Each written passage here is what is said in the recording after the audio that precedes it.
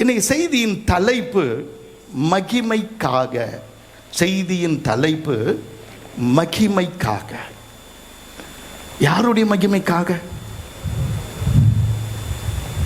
யாருடைய மகிமைக்காக? அதுதான் கேள்வி. 1 கொரிந்தியர் 2ஆம் அதிகாரம் 7ஆம் வசனத்தில் ஆண்டவர் சொல்றாரு.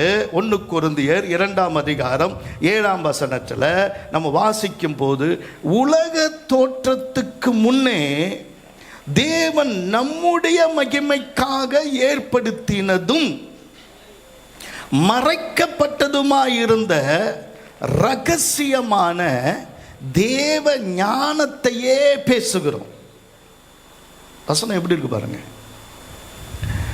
இந்த ஒரு வசனத்தை வச்சு பேசிட்டே இருக்கலாம். ஏன்னா இது உலக தோற்றத்துக்கு முன்னேயே தேவன் உங்களுடைய மகிமைக்காக ஏற்படுத்தினது இதுவரை ரகசியமா மறைக்கப்பட்டதா இருக்கு.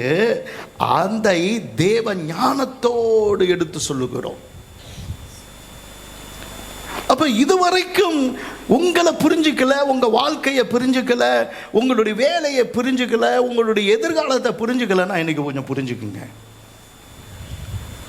உங்களை குறித்து தேவன் ஒரு மாபெரும் திட்டத்தை வைத்திருக்கிறார். அந்த திட்டம் எது அப்படின்னு சொன்னா, முதலாவது அவருடைய நாமத்துக்கு மகிமையாக நாம் படைக்கப்பட்டிருக்கிறோம் என்பதுதான். ஏசாயா 43வது அதிகாரம், ஏசாயா 43வது அதிகாரம் 7ஆம் வசனத்தில், நான் என் மகிமைக்கென்று சிருஷ்டித்து, ஃபேனை கொஞ்சம் ஃபேனை இன்னும் கொஞ்சம் முன்னாடி கொண்டு வாங்கப்பா. எடுத்துட்டீங்களா? ஏசாயா 43:7, நான் என் மகிமைக்கென்று சிருஷ்டித்து உருவாக்கி படைத்து என் நாமம் தரிக்கப்பட்ட யாவரையும் கொண்டு வா என்பேன். நாமம் என்றால் கர்த்தருடையவர்கள். நான் கர்த்தருடையவன் என்று ஒருவன் சொல்லுவான். நான் யாக்கோபை சேர்ந்தவன் என்று இன்னொருத்தன் சொல்லுவான்.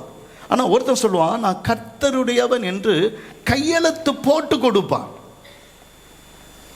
அப்படி கையெழுத்து போட்டு ஞானஸ்தானத்தில் நாம் கிறிஸ்துவோடு கூட இணைக்கப்பட்டவர்களாய் ஒரு புதிய வாழ்க்கைக்கு வந்தவர்கள். ஏதோ ஒரு ஞானஸ்தானம் பெற்றால் நன்மை கிடைக்கின்றதுக்காக இல்லை. நான் ஒரு புதிய வாழ்க்கை வாழ வேண்டும், கிறிஸ்துவோடு இணைந்து வாழ வேண்டும் என்பதற்காக நான் வந்திருக்கிறேன். அப்படி ஆண்டவர் என்ன சொல்றாரு? என் மகிமைக்கென்று தான் அவங்கள சிருஷ்டித்தேன், உருவாக்கினேன், ஒரு புதிய படைப்பா படைச்சு என் பெயரை அதுக்குள்ள சீல் போட்டு வச்சிருக்கிறேன். அல்லேலூயா, அல்லேலூயா.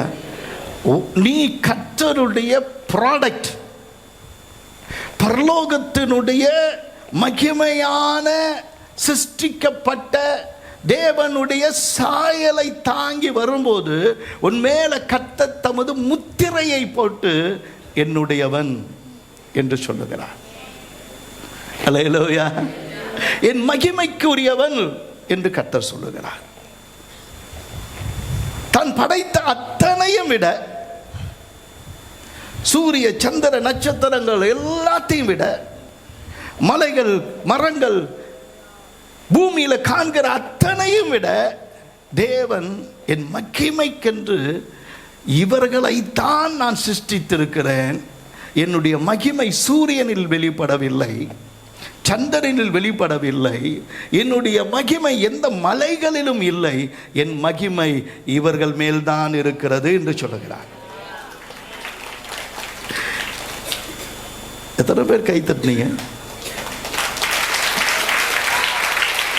உங்களுக்கு புரிஞ்சா கை தட்டுங்க. அதுக்காக நான் கேட்டெல்லாம் வாங்க விரும்பல.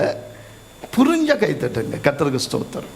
அப்படின்னா என்னன்னா, உங்களுடைய உண்மையான திறனை, நீங்கள் யார் என்பதை, அந்த மகிமையை இந்த உலகம் இன்னும் பார்க்கல. உங்க மகிமைய, உங்களுக்குள்ள இருக்கிற திறமைய, தேவன் உங்களுக்கு கொடுத்திருக்க கிருபைய, வரங்களை, வல்லமைய நீங்க வெளிப்படுத்தும் போது உலக வரலாற்றில் உங்க பேர் இருக்கும். அவ்வளவு திறமை, அவ்வளவு கிருபை, அவ்வளவு வரங்கள், அவ்வளவு மேன்மைகளை கர்த்தர் உங்களுக்குள்ளதான் புதைத்து வைத்திருக்கிறார். எந்த வயசாக இருக்கலாம், நீங்க படிச்சவங்க படிக்காதவங்க அதெல்லாம் விடுங்க. நீங்க தேவனுடைய சாயல், தேவனுடைய ரூபம், இமேஜ் அண்ட் லைக்னஸ்.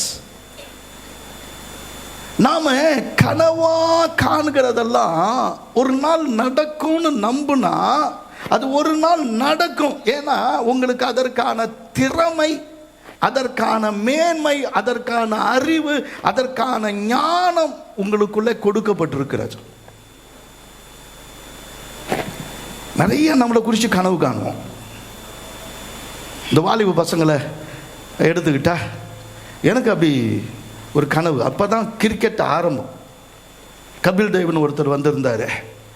உலக அது என்ன சொல்லுவாங்க கிரிக்கெட்டில், உலக கோப்பை பெற்றாங்க இங்கே விளையாடி. ஒரே கிரிக்கெட் மோகம். ஏன்னா அப்போ அந்த கிரிக்கெட் மோகத்தில் எங்கேயோ ஒரு டிவி இருக்கும், அதை பார்க்குறதுக்கு காலேஜெல்லாம் கட் அடிச்சுட்டு எல்லாம் அங்கே போய் அந்த டிவியில் போய் உட்காந்துரு. அது என்னன்னே புரியாது, ஆனாலும் எல்லாம் கை தட்டுவோம், இது பண்ணோம், அவங்களோட உட்காந்து பார்ப்போம். அதுக்கு பிறகு என் கனவெல்லாம் பேட்டை பிடிச்சி அடித்தா எல்லாம் சிக்ஸர் தான். ஹலோ, அப்படி ஒரு கனவு நீ கண்டதே இல்லையா? என்னை எவனுமே அவுட் ஆக்க முடியாது. அடுத்த நாள் எங்கள் காலேஜில் டோர்னமெண்ட், என்னை கொண்டு போய் பேட்ஸ்மேனை நிறுத்திட்டாங்க. அவங்களும் விளாண்டாங்க, நானும் பேட்டை இறுக்கி பிடிச்சேன். பிடிச்சது தான் தெரியும் அவுட் அப்படின்னா. எங்கடா பால் வந்துச்சு, எங்கே பால் போச்சுன்னு தெரியல. கடைசியில் பார்த்தா என் ஸ்டம்பில் எகிரிட்டு இருக்கு, எனக்கே தெரியல. அதோடு என் கிரிக்கெட் முடிஞ்சு போச்சு. நானும் கிரிக்கெட் விளையாண்டேன் எங்கள் காலேஜில், நானும் ஒரு ஸ்போர்ட்ஸ் மேன். என் கனவு அன்னைக்கே தகர்ந்து போச்சு.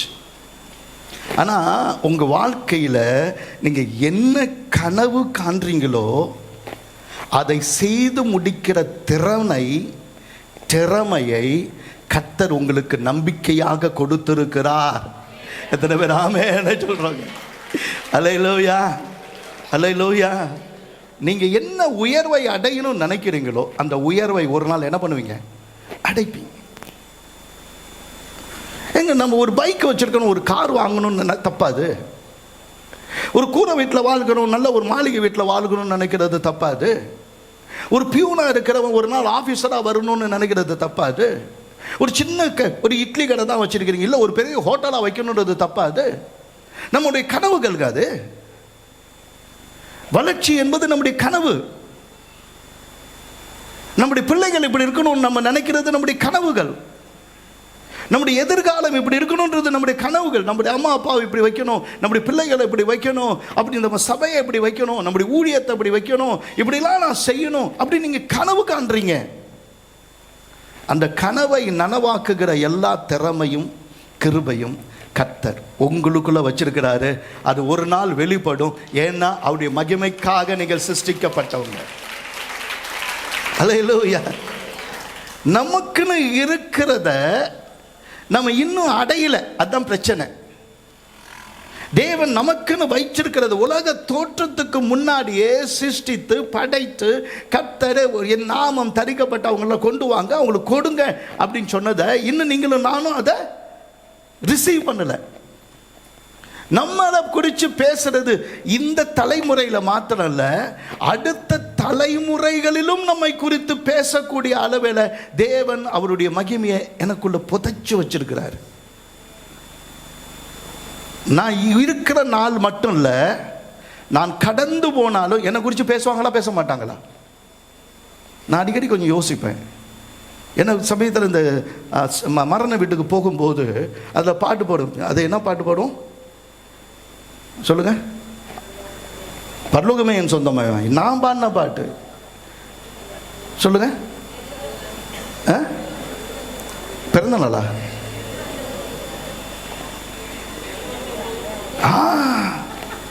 எனக்கு மறந்துச்சு. கரெக்ட், நீங்கள் சொல்லிக் கொடுக்குறீங்க.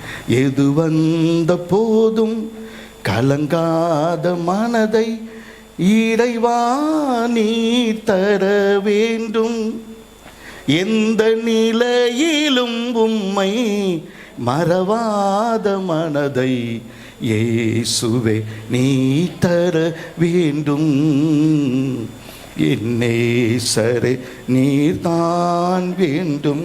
இதை நான் ஒரு நாள் ஒரு சாவில் பாடிட்டு இருக்கும்போது திடீர்னு என் மனசுக்குள்ள என்ன வருது, என் சாவிலையும் இதை தான் எல்லாரும் பாட போறாங்கன்னு. நிச்சயமா சந்தோஷமா ஏத்துக்குவேன். ஏஞ்சி உட்காந்து கூட வெரி குட் நல்லா பாடுறீங்கன்னு. நல்லா பாடல, ஆனா என்னுடைய வரலாறு என்னுடைய மரணத்தோடு முடிகிறது இல்லை. என் வரலாறு சந்ததிகளாய் கடந்து போகணும். உங்க வரலாறு என்னைக்கு சந்ததிகளாய் கடந்து போகிறதோ அதுதான் மகிமையின் இலக்கு. பதிந்து பேசக்கூடிய அளவிலே அது மேன்மை உள்ளதாய் மாறுகிறது தான் மகிமையின் இலக்கு. ஆமென். இதெல்லாம் யோசிச்சு பாருங்க.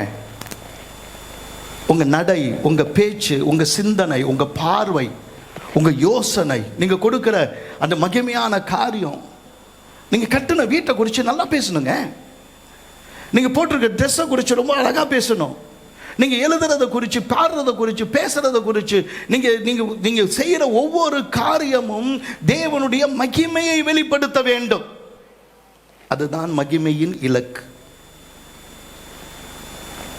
இதை குறித்து நம்முடைய பிரச்சனை என்ன அப்படின்னா, ஒரு நாள் முழுக்க உங்க சிந்தனையில அதிகமாய் வருது, அவன் இப்படி பேசிட்டான், இவன் இப்படி பேசிட்டா. நோ, உன் வாழ்க்கை தலைகளாய் மாறப்போகிறது. உன்னை குறித்து பெருமையாய் பேசுகிறதை, ஒரு நாள் ஊரே பேசுகிறதை, மேன்மையாய் பேசுகிறதை நீ கேட்கிற வரை கர்த்தருடைய மகிமை உன்னை தொடர்ந்து கொண்டே இருக்கும். உன் சுகவாழ்வு சீக்கிரமாய் துளிர்க்கும். கர்த்தருடைய மகிமை உன் பின்னாலேயே வரும், உன்னை காக்கும். எதுக்கு?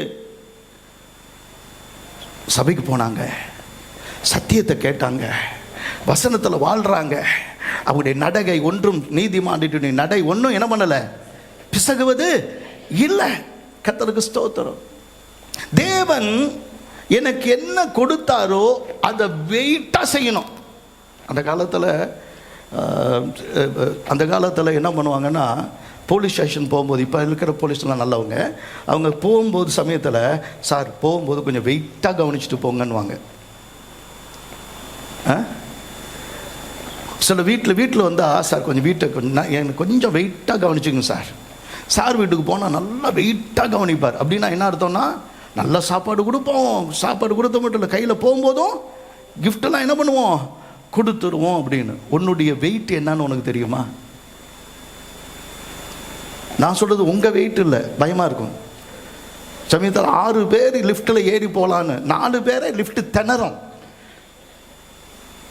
நான் அந்த வெயிட் இல்லை, எனக்குள்ள இருக்கிற அந்த மகிமைக்கு ஏராளமான வெயிட் இருக்கு. அந்த மகிமையை என்னுடைய முழு சாரத்தை வெளிப்படுத்தணும். எல்லாத்தையும் விடுங்க.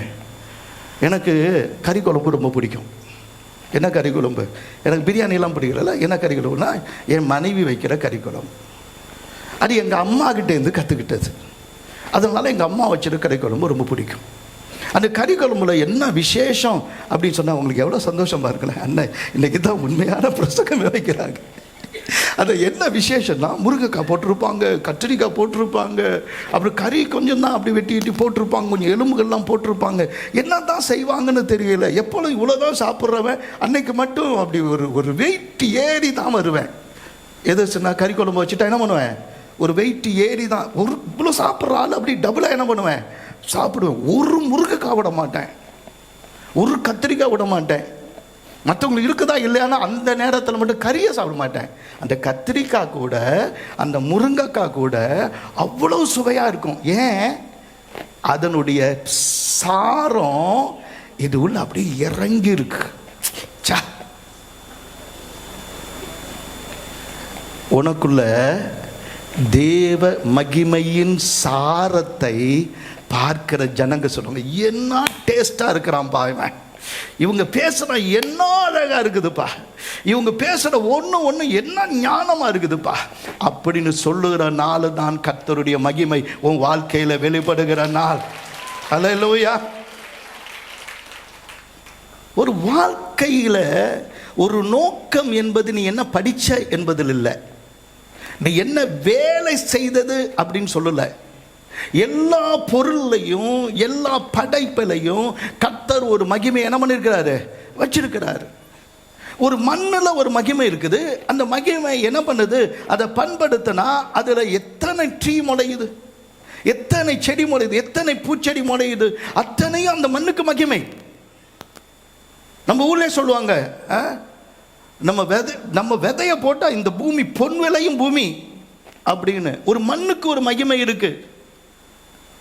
ஒரு சாதாரணமான புழுக்கு ஒரு மகிமை இருக்கு. ஒரு நாள் அது பட்டாம்பூச்சி என்ன பண்ணுது, மாறுது, புழு, அதுக்கு ஒரு மகிமை இருக்கு. ஒரு முட்டை அழகான கழுகாயம் மாறி அப்படியே என்ன பண்ணுது, பறந்து போகுது, அது மகிமை.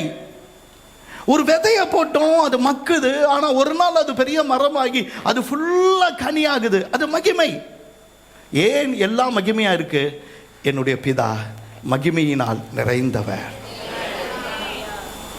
நம்ம அப்பான்னு சொல்றோமே, நீ அப்பான்னு சொல்லாத, பிதான்னு சொல்லு. என் பிதா எப்படிப்பட்டவர்? மகிமையினால் நிறைந்த. அதனால தான் என் மகிமையை நான் வேற ஒருவனுக்கும், ஏன்னா அந்த மகிமை அவனும் தாங்கவே மாட்டான், அவ்வளோ மகிமை.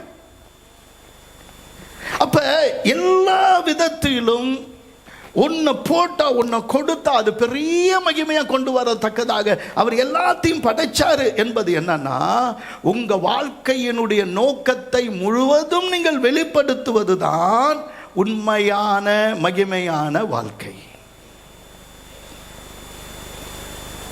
ஏதோ ஒருத்தவனை கட்டிக்கிட்டு 4 புள்ள குட்டியை பெற்றுட்டு எல்லாத்துக்கும் 4 மாடை வச்சுக்கிட்டு சாணி வாரி போட்டு அப்புறமேல அதை வீடை அப்படி பார்த்துக்கிட்டு 4 துணியை துவைச்சிட்டு போகிறது உன்னுடைய மகிமை இல்லை. ஏதோ ஒவ்வொரு நாளும் காலையில் வேலைக்கு போயிட்டு ஏதோ வீட்டில் வந்து சட்டையை கழட்டி போட்டோமோ, ஒரு கையிலே கட்டணுமா, டிவியை பார்த்து உட்காந்தோமா அப்படின்னா அது ஒரு மகிமை இல்லை. உனக்கு அந்த அறிவு கொடுக்கப்படலை. இன்னைக்கு நிறைய பேருக்கு நேரம் இல்லை, அப்படி உழைக்கிறீங்க. உழைக்கிறவன் மேல வரானா இல்லது அறிவுள்ளவனும் ஞானம் உள்ளவனும் மேல வரானா? உழைக்காமலேயே கோடி கோடியா சம்பாதிச்சு வச்சிருக்கவங்க இருக்கிறாங்க, பெரிய பெரிய பங்களாவோடு கூட இருக்கிறவங்களும் இருக்கிறாங்க. எல்லாம் திருட்டு பையன் நான் சொல்லல. உழைக்கிறாங்க, ஞானத்தை பயன்படுத்துறாங்க, அவங்க வாழ்க்கை இன்பமா தான் என்ன பண்ணுது இருக்கு. ஒரு நாளாவது உனக்குள்ள இருக்கிற ஞானத்தை என்னைக்கு நீ வெளிப்படுத்துறியோ அன்னைக்கு உன்னுடைய மகிமை ஆரம்பிக்கும். உனக்குள்ள ஒரு ஞானம் இருக்கு, உனக்குள்ள அளவில்லாத அறிவு இருக்கு. அறிவில்லாம இந்த பூமியில யாருமே என்ன பண்ணல, படைக்கப்படல.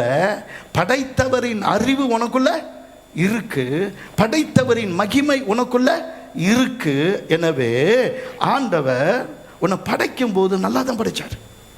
நீ வாசிச்சீங்கன்னா ஆதியாகமம் 1வது அதிகாரம் 31வது வசனத்தை வாசிக்கும் போது, ஆதியாகமம் 1வது அதிகாரம் 31வது வசனத்தை வாசிக்கும் போது,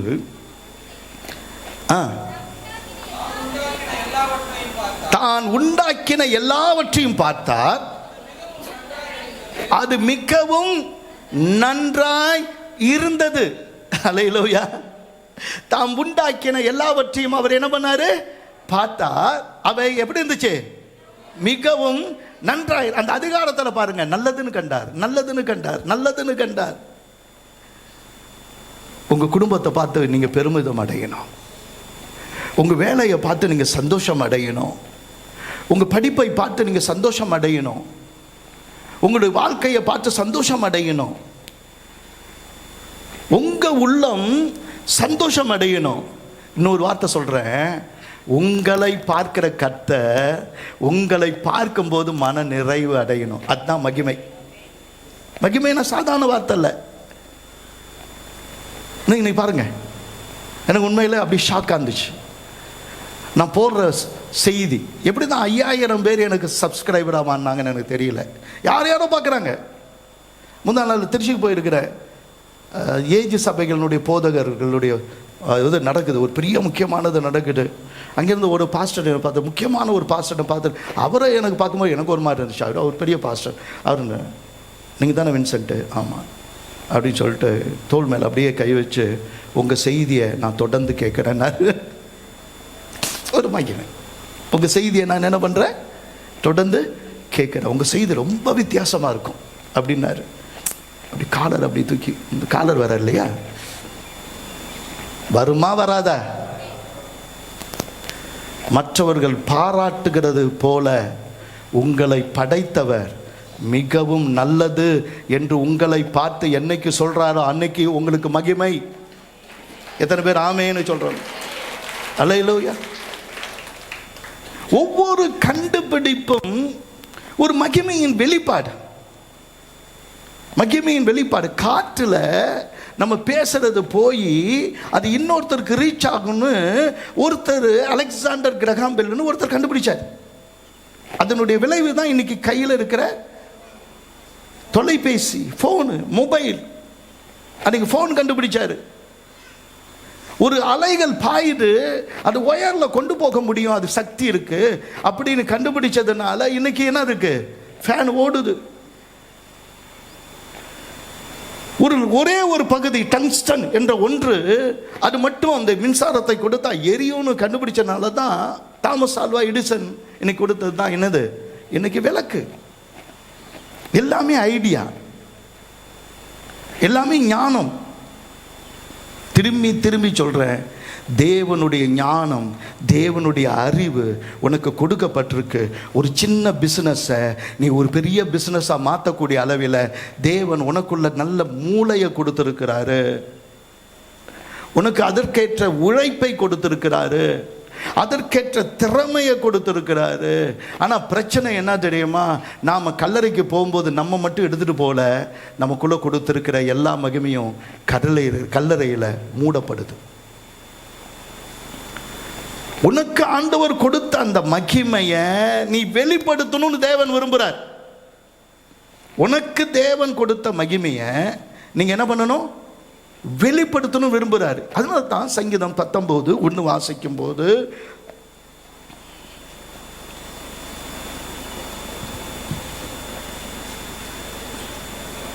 சங்கீதம் 19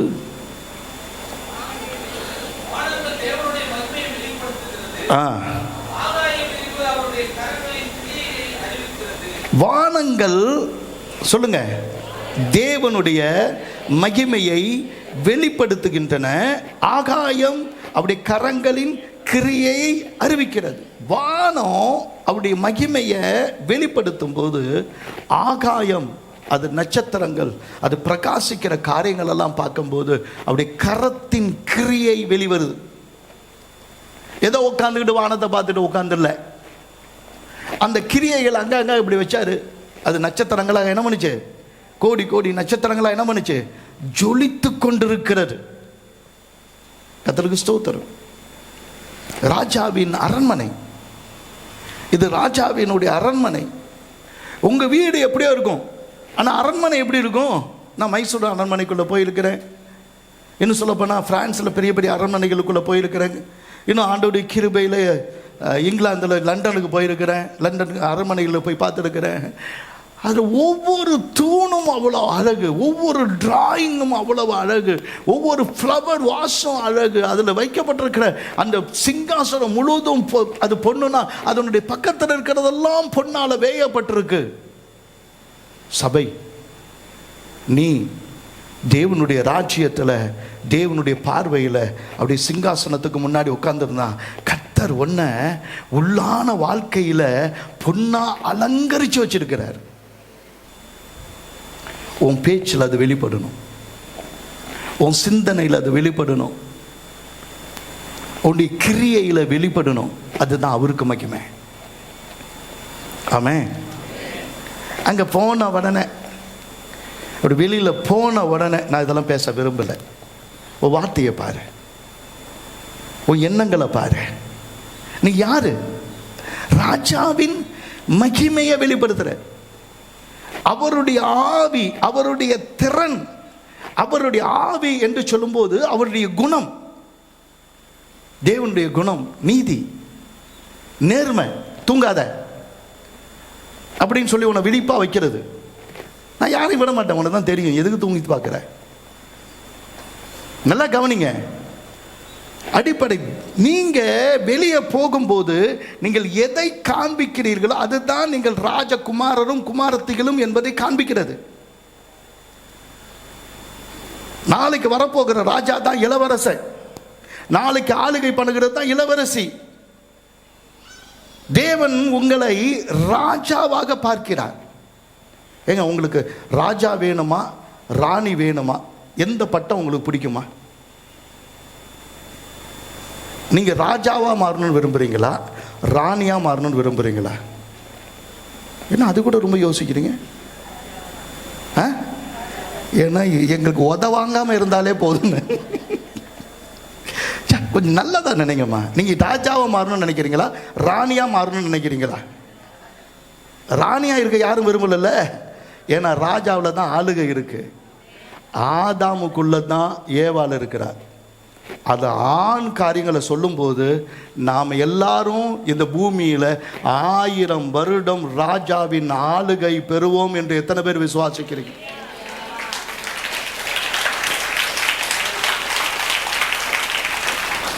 ராஜாவினுடைய நீதி தாங்க வசனம்,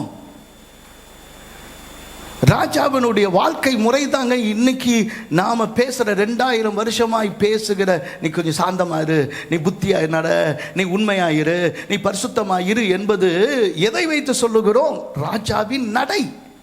எந்த ராஜாவின் நடை? என் இயேசுவின் ராஜா. என் இயேசு தான் யாரு? அவர் நடந்ததை தான் நான் பேசுறேன்.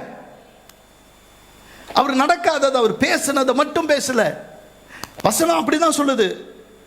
அப்போஸ்தலர் நடப்பில் அவர் செய்தவைகளையும் அவர்கள் சொல்லியவைகளையும் தான் எழுதுனாங்க.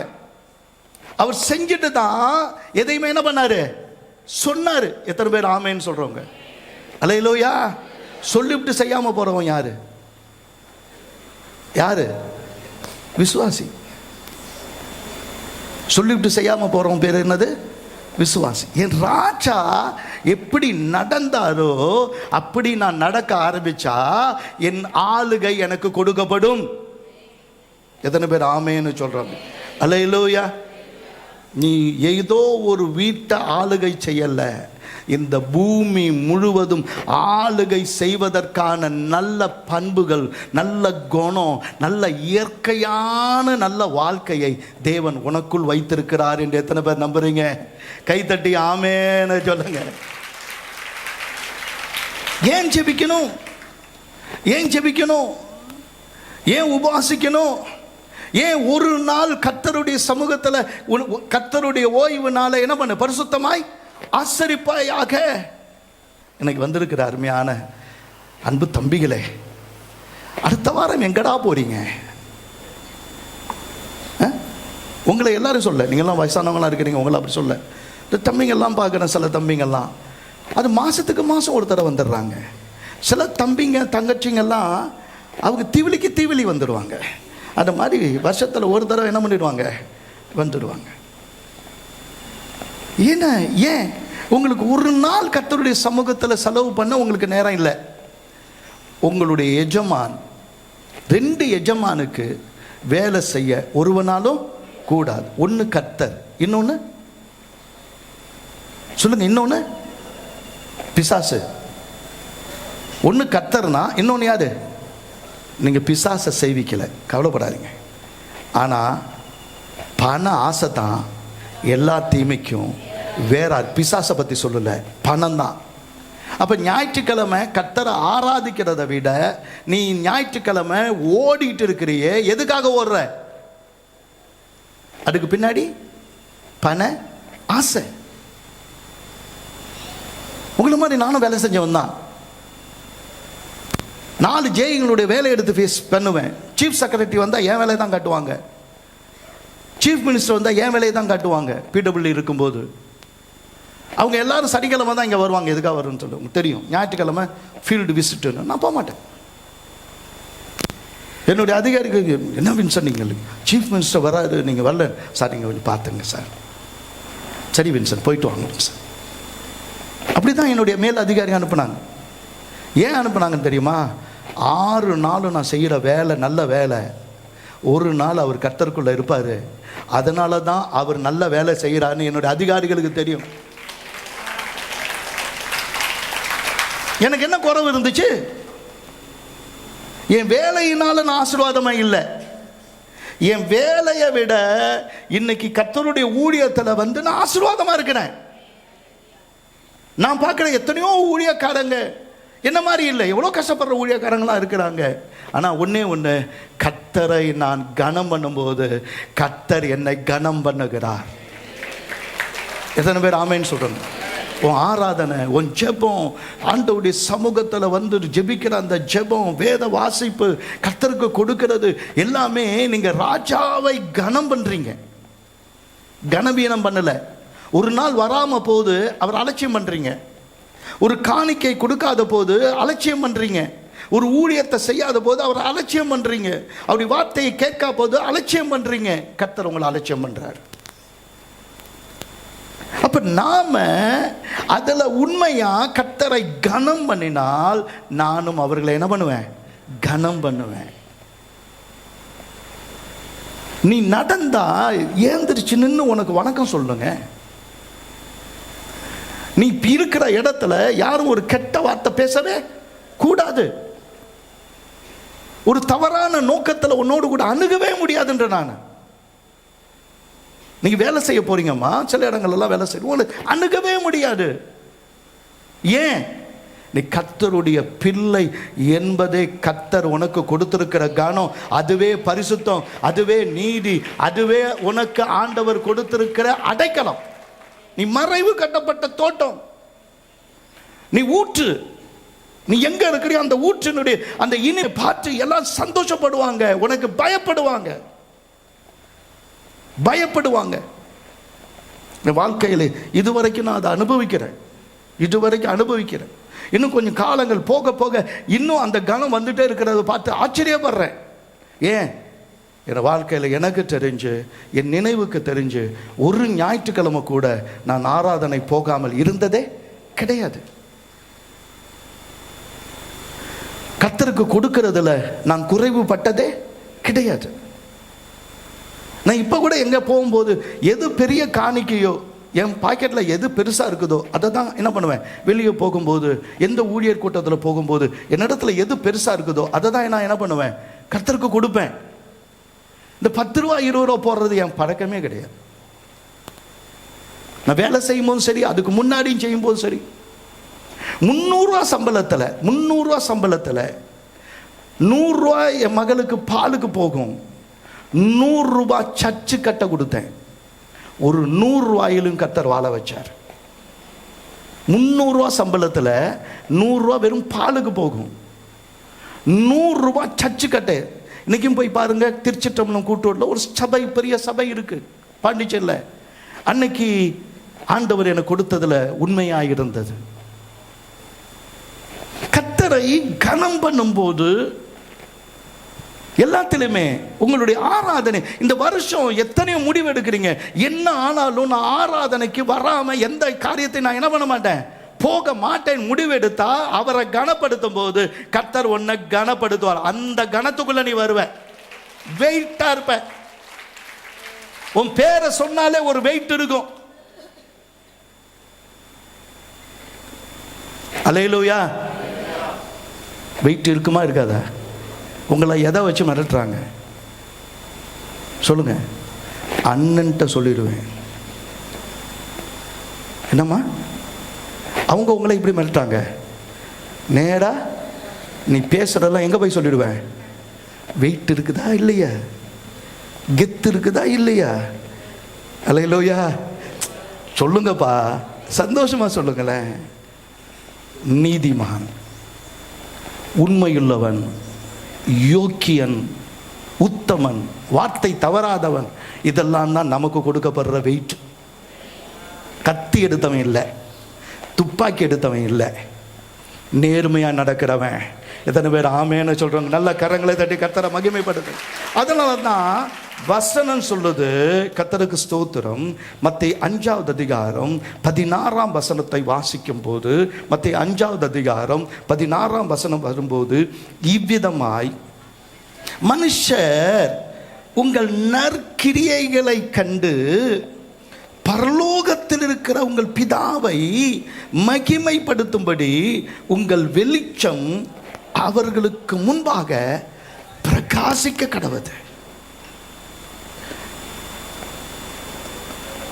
பவுடர் அடிச்சுட்டா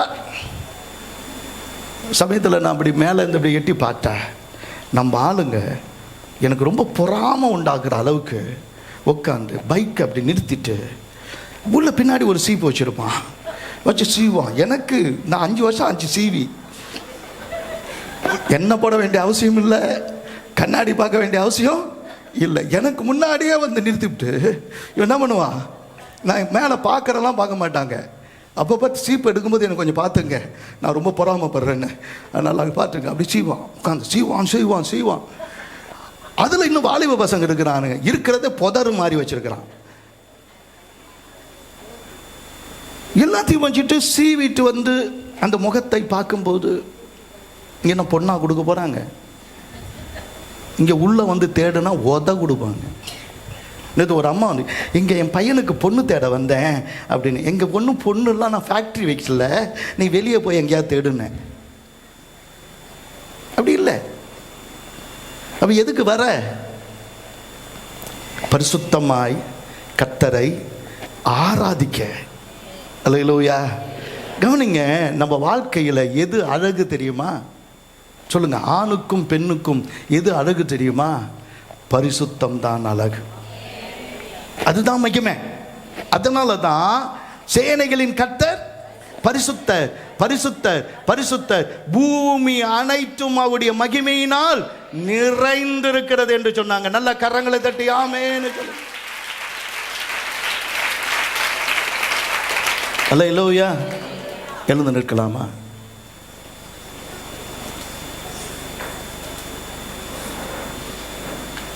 உங்க மகிமை, ஆண்டவர் உங்களுக்கு கொடுத்திருக்கிற ஒரு மகிமை, அது மேலான மகிமை. திரும்பியும் உங்களுக்கு சொல்லி கொடுக்கணும்னு நினைக்கிறேன். கொலிசியில் நம்ம வாசித்தது, கொரிந்தியரில் நம்ம வாசித்தது எல்லாமே உலக தோற்றத்துக்கு முன்னாடியே தேவன் உங்களை மகிமைக்காக ஏற்படுத்தி நிற்கிறார். நீ இன்னைக்கு வந்த ஒரு விசுவாசி இல்லப்பா, நீங்க எங்கே இருந்திருக்கலாம். 2 தம்பிங்க வந்திருக்காங்க பீகார்ல. இந்த தம்பி எங்கேருந்து வந்திருக்கீங்க? தமிழ் தெரியுதுல இப்போ உங்களுக்கு? கொஞ்சம் தெரியுமா? நை, ஆமாம், நை மாலும். ஓகே, அவங்களுக்கு யாரும் தெரியாது, எனக்கு யாரும் தெரியாது, உங்களுக்கு யாரும் தெரியாது. இங்கே வந்திருக்கிற எல்லாருக்குமே ஒருத்தர் தெரியாது கொள்ளாது. ஆனால் உலக தோற்றத்துக்கு முன்னாடி தேவன் தம்முடைய மகிமைக்காக உங்களை ஏற்படுத்தினார். இன்னொரு வார்த்தை சொல்ல போனா, என்னை கண்டவன் பிதாவை கண்டான்னு இயேசு சொன்னாரு. இப்ப உன்னை காண்கிறவன் உன்னில இயேசுவை காண்பதற்காக கர்த்தர் உன்னை ஆயத்தப்படுத்தினார்.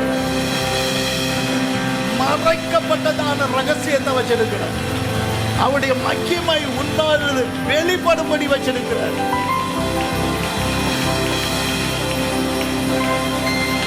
உலகத்துல கண்டுபிடிப்பெல்லாம் கண்டுபிடிச்சவங்களுக்கு ஒரு அறிவு கொடுக்கப்பட்டிருந்தது. ஆனா வாழ்க்கையை வாழ்வதற்கான ஞானம் உனக்கு கொடுக்கப்பட்டிருக்கு.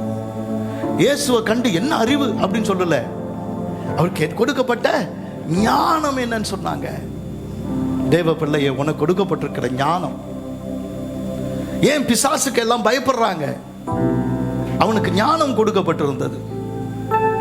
அந்த ஞானத்தை எடுத்து கர்த்தர் யாருக்கு கொடுத்திருக்கிறாரு? எனக்கு உனக்கு கொடுத்திருக்கிறாரு. கர்த்தருக்கு பயப்படுகிறது தான் ஞானத்தினுடைய ஆரம்பம். அறிவும் புத்தியும் அவருடைய வாயிலிருந்து உனக்கு வரும். உழைச்சு உழைச்சு உழைச்சு ஓடா போன வாழ்க்கை இல்லை, அவருடைய மகிமையினால வாழ்கிற ஒரு வாழ்க்கை உனக்கு வருது. தேவன் அவருடைய மகிமைக்கென்று சிருஷ்டித்தபடியினாலே அவருடைய தூதர்களை உன்னை சுத்தி இருக்க வச்சு உன்னை ஆசீர்வதிக்கணும்னு கர்த்தர் உன்னை மகிமையாக உயர்த்தணும்னு விரும்புறார். அல்லேலூயா, அல்லேலூயா, அல்லேலூயா. உன் மகிமை உன்னை தேடி வருகிறது. மகிமை படுத்தினேன், இன்னும் மகிமை படுத்துவேன் என்று சொல்லுகிற கர்த்தர் சிறியவனை புழுதியிலிருந்து எடுக்கிறார், எளியவனை குப்பையிலிருந்து உயர்த்துகிறார். தமது ஜனத்தின் அதிபதிகளோடு கூட நம்மை அமர பண்ணுகிறார். கொஞ்சம் கவனி. நம்ம வாழ்க்கையில மிகப்பெரிய ஆசீர்வாதம் இந்த திருவிருந்து தான். நம்முடைய மகிமை ஏன் போனுச்சு, அந்த மகிமையை ஏன் பார்க்கல அப்படின்னு நீங்க கேட்டீங்கன்னா, எல்லா மனுஷரும் பாவம் செய்து தேவ மகிமை அற்றவர்களாக மாறிட்டாங்க. அப்ப என் ரத்தத்திலேயே ஓடுறது பாவம். என் சரீரம் முழுதும் என்னதான் பாவம். என் ரத்தமும் என் சரீரமும் பாவத்தில் நிறைஞ்சிருக்கு. அதனால தான் ரத்தமும் மாம்சமும் ராஜ்யத்தை சுதந்திரிக்காது, பரலோக ராஜ்யத்தை சுதந்திரிக்காது. திருவிருந்து ஒரு மகிமைக்காக. எப்படிப்பட்ட மகிமை? இயேசுவின் ரத்தத்தால கழுவப்பட முடியாத பாவம் எதுவுமே இல்லை. அல்லேலூயா. இது வெறும் திராட்சை ரசம். ஆனா நம்ம கண்ணுக்கு முன்னாடி நம்ம நினைக்கிறதெல்லாம் கல்வாரி சிலுவையிலிருந்து இறங்கி வந்த அந்த மகிமையான ரத்தம். கர்த்தருக்கு ஸ்தோத்திரம். எப்பெல்லாம் எனக்கு டெஸ்ட் பண்ணுமோ அப்பெல்லாம் டயபெட்டிக்கு உடனே என்ன பண்ணுவேன், ஒரு ஊசியை போட்டு ரத்தத்தை எடுப்பேன். டெய்லி பார்ப்பேன் இந்த ரத்தம் எவ்வளோ இருக்கு, எவ்வளோ சக்கரை கலந்துருக்குன்னு. ஆனால் இயேசுவின் ரத்தத்தில் வியாதி இல்லை, இயேசுவின் ரத்தத்தில் கோபம் இல்லை, இயேசுவின் ரத்தத்தில் மன்னிக்க முடியாத எந்த காரியமும் கிடையாது. உங்க ரத்தத்தை தொட்டு பார்த்தாலே உங்க ரத்தத்துக்குள்ள இருக்கிற வியாதி எல்லாத்தையும் என்ன பண்ணிடும், காண்பிக்கும். ஆனா இயேசுவின் ரத்தத்தில் வியாதி இல்லைம்மா. உன்னை உண்மையா நம்பினா இந்த திருவிருந்துல பங்கு பெறும்போது உன்னை கழுவி சுத்திகரிக்கிறது மாத்திரமல்ல. தம்பி நல்லா கவனிங்க, சகோதரன் நல்லா கவனிங்க. அதை கழுவி சுத்திகரிக்கிற மாத்திரம் அல்ல, அந்த ரத்தம் சகல வியாதிய கூட கழுவி சுத்திகரிக்கும்.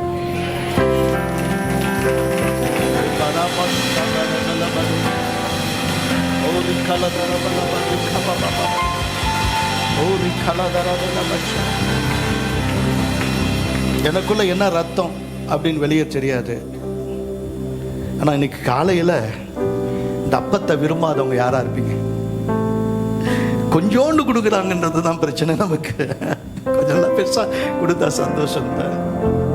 இதில் எத்தனை கோதுமை தங்களுடைய உயிரை இழந்து தங்கள் உருவத்தை இழந்து ஒரே அப்பமா என்ன பண்ணிடுச்சு, மாறிடுச்சு.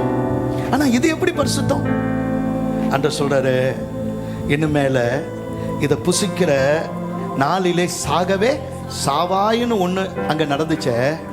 இப்ப நீ என்னை ருசிச்சு பார்க்கிற, கர்த்தர் நல்லவர் என்பதை ருசிச்சு பார்க்கிற. ஒரு சின்ன துளிதான் உங்க கையில கொடுப்பாங்க, வாயில வைக்கும் போது ருசிச்சு, என் கர்த்தர் நல்லவர், என் கர்த்தர் நல்லவர், கர்த்தர் நல்லவர். இதை நான் புசிச்சு இயேசுவின் சரீரமா மாறும்போது என்னை ருசிக்கிற ஜனங்க சொல்லுவாங்க, கர்த்தர் நல்லவர், இவளை ரட்சித்த கர்த்தர் நல்லவர். இந்த வாழ்க்கையே நன்மையா மாறிடுச்சு.